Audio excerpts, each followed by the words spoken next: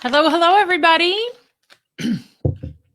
Happy Monday. Coming to you a little bit late today, but excited to be with you. Welcome to another week. I know it's a big one here in the United States. It's election day tomorrow. So I hope all of you are getting out to vote, and I hope that you are practicing massive, massive self-care this week to keep your vibe high, your energy high, your mental health in check, your physical well-being in check. So please make sure you take really, really good care of yourself this week, especially because there's obviously a lot going on that can trigger some tension and other things. So take good care of you.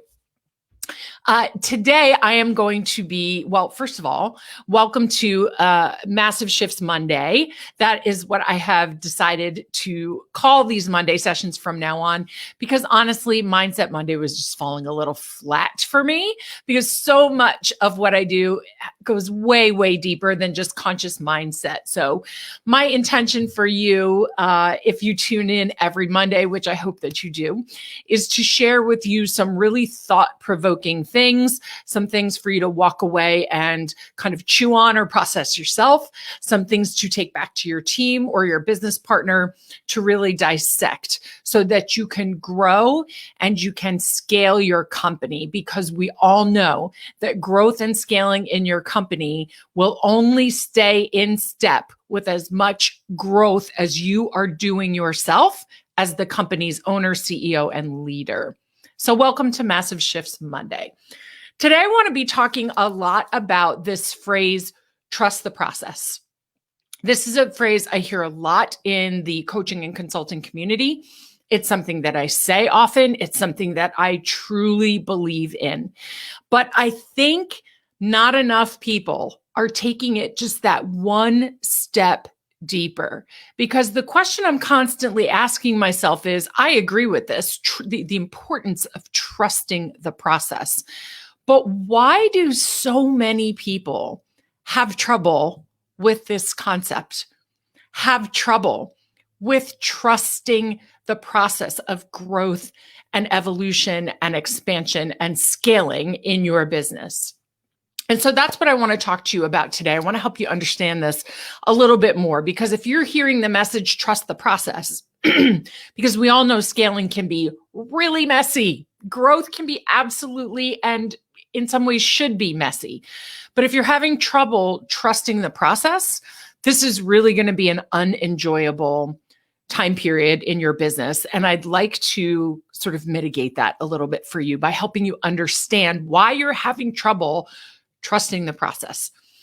So, a lot of people have difficulty with impatience with growing your business, growing your audience, your revenue, your profit, growing your team, growing yourself.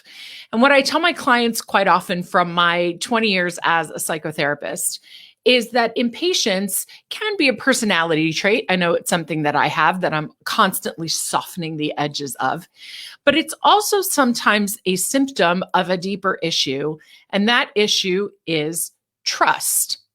So if you're impatient about the process, there is most likely a trust issue going on.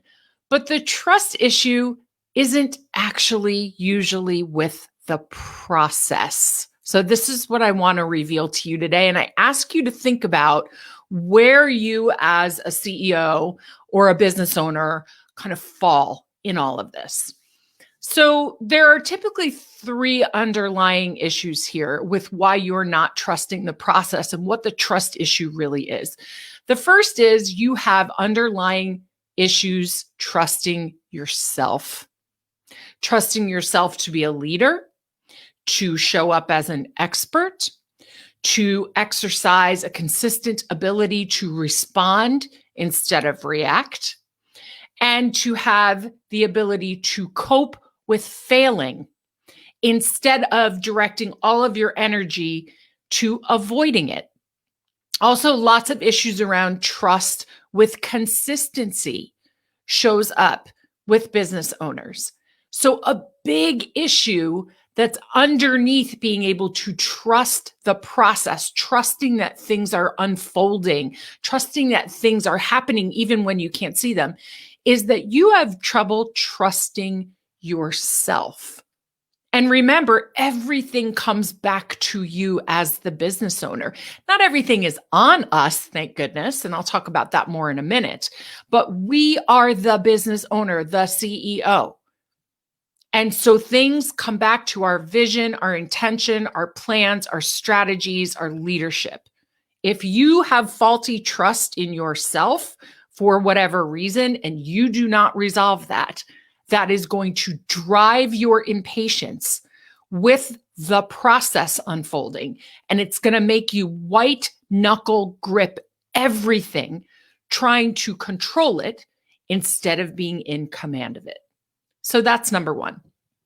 Number two, you may have an underlying issue with trusting other people. And again, I'm talking about what's underneath your struggle with trusting the process if you're just joining. And if you are, make sure you drop a hey in the comments. I always love to see who's here. So number two is having an underlying issue with trusting other people. That makes hiring, onboarding, training, and delegating an A-player team nearly impossible. And you're not going to scale to 7 figures without that A-player team. You will find yourself wanting to micromanage people, or saying, I'm just going to do it myself. Just give it back to me because I can do it better and faster than you. Ego problem there as well. Or you simply just revert to past negative experiences with team, and you use them as your barometer and your expectation for what is possible with a team moving forward. And our brains are somewhat wired to do that. So you need to build a skill set that allows you to trust your team members and train them properly. So if you have an underlying issue with trusting other people because you've been burned in the past, this is also going to drive difficulty trusting the process and will again funnel you towards behavior that causes you to try to control people, control outcomes, instead of be in command of yourself and your business. So that's number two. And number three is probably the most sort of sensitive, touchy of all of them, and one that I talk about frequently with my clients, because a lot of people don't want to touch this one with a 10-foot pole. But this is a big part of the reason why we have the issues we have. And that is that somewhere along the line, you disconnected your trust from whatever you believe is bigger than you. Now, I don't care if you're an atheist who only believes in law, universal law, and how energy and quantum physics works, or you are a spiritual person who believes in the divine, or you're a religious person who believes in God. It does not matter. Whatever you believe in is fine. But if you have disconnected your trust from the universe, the divine, God, your inner being, whatever you want to call it, because you had childhood issues with abuse or neglect or general toxicity and dysfunction, you have religious wounding, you have abandonment issues, or you simply don't have an understanding of universal law, it leaves you believing that this scaling effort has to all be on your shoulders because you cannot trust being supported along the way. Now, a lot of business owners don't want to look at this one. Why? It's immensely painful. It's immensely painful. But again, if you have this trust issue, it is going to drive you to behave in a controlling manner instead of a commanding manner. One allows for more ease and flow, for ebb and flow, for ease and flow, for grace, for space, for forgiveness, for compassion, for fun in your business. The other one drives controlling people, trying to control yourself, anger, frustration, irritability, and it grows your impatience and your trouble trusting the process of scaling, which I want to again remind you and validate to you is messy as hell. It's supposed to be messy. You're supposed to be failing. You're supposed to be messing it up and learning from that. But when you are trying to control instead of being command, that messiness gets interpreted as failure. It gets interpreted as scarcity. It gets interpreted as, this is not possible for me. I don't deserve this. I can't do this. This cannot be done. Rather than, oh, this is just part of the road that we get the privilege of navigating. And it's always an opportunity for me to see how I can be better and do better. I know I would prefer the latter. That is why I work in my Becoming Limitless program, which is a 9-month entrepreneurial mindset mastery experience with my clients, 6 and 7-figure entrepreneurs, female entrepreneurs, on not just how you reprogram the subconscious mind, not just how you discipline the conscious mind, not just how you deal with your ego and your feelings, but how you repair things like trust that impact how you run your business. Because, and also I want to validate for you this, because some of you might be listening to this and going, oh shit, I actually have all 3 of these.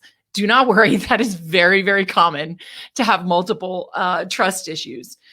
I also want to add this. The second issue of having trust with other people is actually an issue in trusting yourself. Because if you do not trust yourself to discern who is ready, willing, and able to be worthy of your trust, that's more about you than it is about them. Because I'm not going to tell you everybody is trustworthy. They're not. But your ability to discern and to trust yourself in that process of discerning is really incredibly important.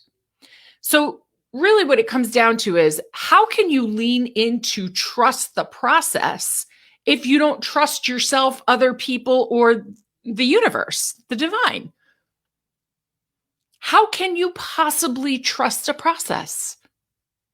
And so this is the one step deeper that you have to take something like trust the process.